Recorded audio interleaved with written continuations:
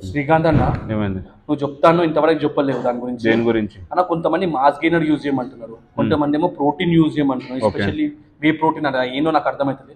దీని రెండు మధ్య డిఫరెన్స్ ఏంటన్నా? అసలు బల్కింగ్ చేయమంటావా లేకపోతే ప్రోటీన్? అసలు ఈ కన్ఫ్యూజన్ ఏంటన్నా దీంట్లో? ఇవి ఇన్ని కన్నా వండుకున్నానా?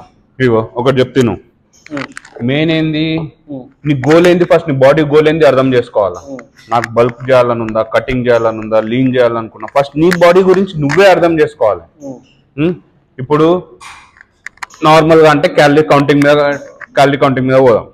మాస్ గెయినర్లో వచ్చేసి ఒక్క స్కూప్ లా 700 to 900 క్యాలరీస్ వస్తాయి నీకు, ఒక్కటే స్కూప్ లా అంతగానో ఉంటది. కానీ ప్రోటీన్ కంటెంట్ 30 to 40 grams ఉంటది అంతే. అన్ని క్యాలరీస్ లలో ఇంతే ఉంటది. అది వే ప్రోటీన్ లా తీసుకున్నావు అనుకో, ఒక్కటే స్కూప్ లా నీకు 20 నుండి 25 కొన్ని వే ప్రోటీన్ లా 30 grams వరకు ఉంటాయి ప్రోటీన్ ఇంటే. మళ్ళీ దాంట్లో క్యాలరీస్ వచ్చేసి 150 grams ఉంటాయి. 150 to 200 మధ్యలోనే ఉంటాయి క్యాలరీస్. సో మాస్ గెయినర్ లో క్యాలరీస్ ఎక్కువ ఉంటాయి, ప్రోటీన్ లో క్యాలరీస్ తక్కువ ఉంటాయి. ప్రోటీన్ కంటెంట్ దీంట్లో ఎక్కువ ఉంటుంది, దాంట్లో తక్కువ ఉంటుంది మాస్ గెయినర్ లో.